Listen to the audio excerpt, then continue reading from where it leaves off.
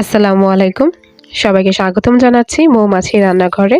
আজকে আমি যে রেসিপিটা আপনাদের সাথে শেয়ার করব সেটি হচ্ছে মোমো। বর্তমানে এই মোমো কিন্তু অনেক বেশি ফেমাস। তাই ঘরে কিভাবে সহজভাবে কোনো প্রকার স্টিমার ছাড়া এই মোমো তৈরি করবেন সেই রেসিপিটি আজকে দেখাবো।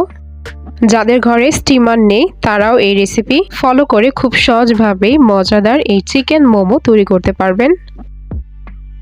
তাহলে চলুন দেখে ফেলি এই মোমোর রেসিপি।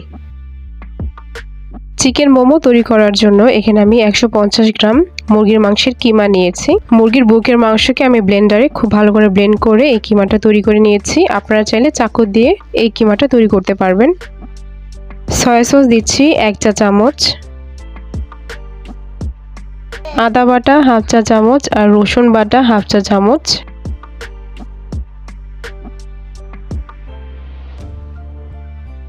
লবণ স্বাদ মতো। এরপর দিয়ে দিচ্ছি পেঁয়াজ কুচি। এখানে আমি 2টা বড় সাইজের পেঁয়াজ ব্যবহার করেছি।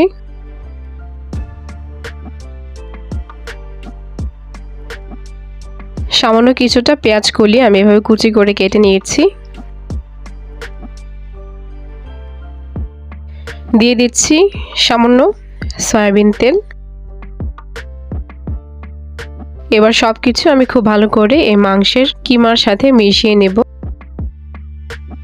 সবকিছু খুব ভালো করে মিশিয়ে নিয়েছি। এভাবে আমি এটাকে 15 থেকে 20 মিনিটের জন্য রেখে দেব। এবার চলে যাচ্ছি মোমোর ডো তৈরি করার জন্য। এখানে আমি 1 কাপ পরিমাণ ময়দা নিয়েছি।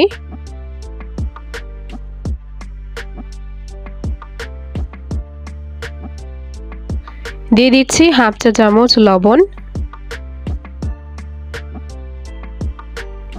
আর 1/2 চা চামচ সয়াবিন তেল।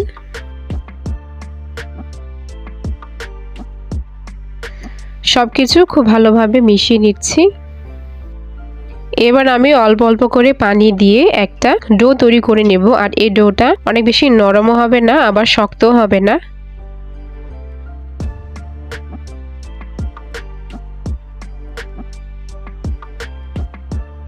আমার ডোটা তৈরি করা হয়ে গিয়েছে। ডোটা কিন্তু অনেক বেশি শক্ত হয়নি আবার নরমও হয়নি, একটা মিডিয়াম পর্যায়ে রয়েছে। এবার আমি সামান্য কিছুটা তেল এর উপরে দিয়ে এটাকে রেস্টে রেখে দেব 30 মিনিটের জন্য। 30 মিনিট পর ফিরে এসেছি। দেখতেই পাচ্ছেন ডোটা কিন্তু এখন অনেকটাই নরম হয়ে গিয়েছে। এবার আমি সামান্য একটু ময়ান দিয়ে নেব।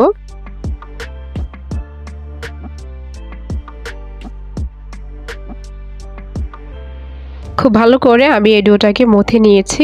এবার আমি এর থেকে ছোট ছোট করে এভাবে ভাগ করে নিচ্ছি।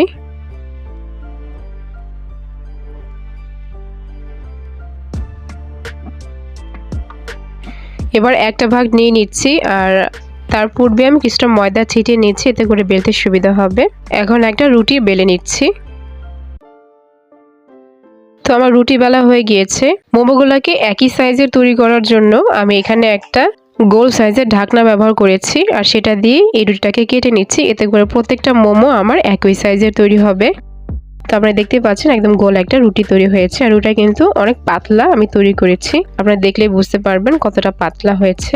এরকম পাতলাই তৈরি করতে হবে। এবার পুরটাকে আমি এভাবে মাঝে লম্বা করে দিয়ে দিচ্ছি। এটাকে আমি পাতার শেপে তৈরি করব। তো সবার প্রথমে কিনারটাকে এভাবে চাপ দিয়ে দিচ্ছি। এরপর এভাবে এক সাইড থেকে প্যাচ দিয়ে দিয়ে এভাবে চাপ দিয়ে দিচ্ছি। যদিও আমি অনেক ভালো শেপ দিতে পারি না, তবে যতটুকুই পারি আলহামদুলিল্লাহ এভাবে চাপ দিয়ে দিয়ে আমি পাতার মতো তৈরি করে নিয়েছি। আপনারা দেখতে পাচ্ছেন।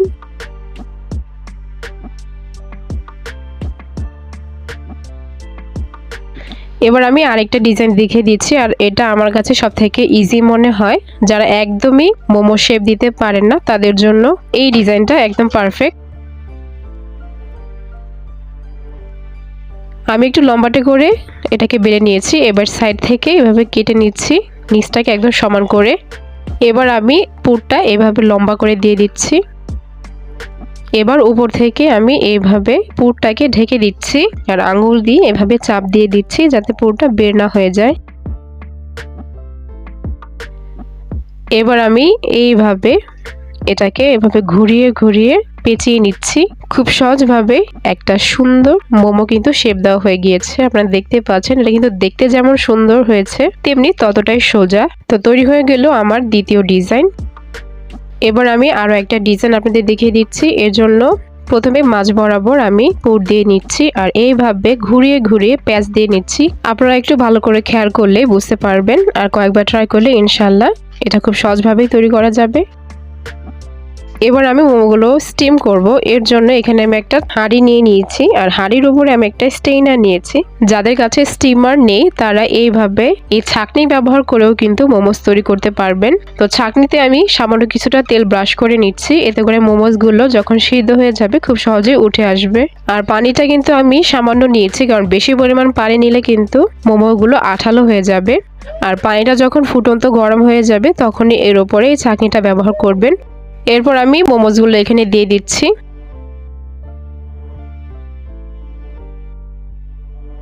এইভাবে ফাঁক রেখে আমি মোমোসগুলো একটার পাশে আরেকটা দিয়ে দিচ্ছি।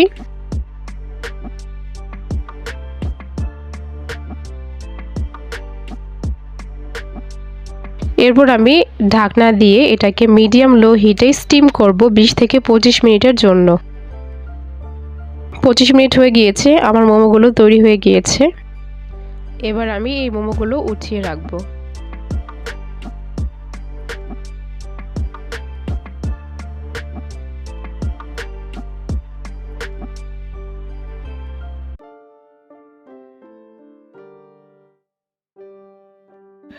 মোমোর ডিপিং সস তৈরি করার জন্য এখানে আমি 1 টেবিল চামচ নিয়েছি চিলি ফ্লেক্স, 1 চা চামচ নিয়েছি সাদা তিল, 1 চা চামচ লাল মরিচের গুঁড়া, আর সাথে নিচ্ছি 1/4 কাপ তেল। তেলটাকে আমি গরম করে নিয়েছি।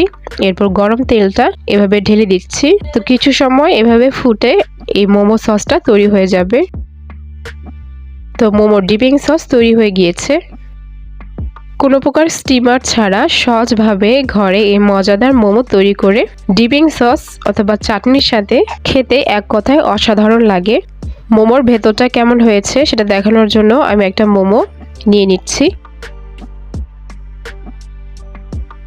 ভেতরের মাংসটা কিন্তু পারফেক্টলি কুকড হয়ে গিয়েছে, আপনারা দেখেই বুঝতে পারছেন। আর খেতেও কিন্তু অসাধারণ মজা হয়েছে। আশা করছি আমার এই রেসিপি আপনাদের খুব ভালো লাগবে। সবাই ভালো থাকবেন, সুস্থ থাকবেন। আজকে এইখানেই শেষ করছি। আল্লাহ হাফেজ।